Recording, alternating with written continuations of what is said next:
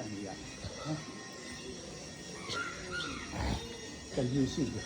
နည်းနည်းရှိနော်နည်းနည်း4နိုင်ခွဲ9နိုင်လောက်ပေါ့နော်အခုဆိုနော်4နိုင်ခွဲ9လောက်ဖျားလာတာပါဓမ္မဆိုတာလာတော့ပါနေတယ်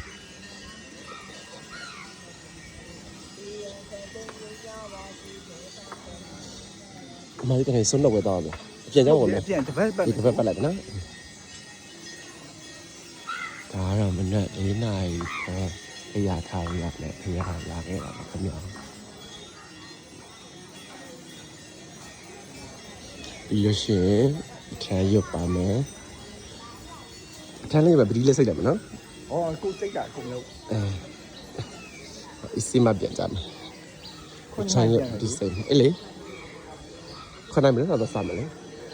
ဒီရနည်းနဲ့အတိုင်းဖျားဆုံးတာဖတ်တယ် ဟုတ်လားတက်ပဲလေ နည်းတိုင်းတိုင်းလေးဟိုကမင်းလာဟိုအဲဆော်ရနေပြီ ကောင်းလိုက်တာနော်ကုတူရ ဒီနာဖုန်းကမှမလိုင်းဘူး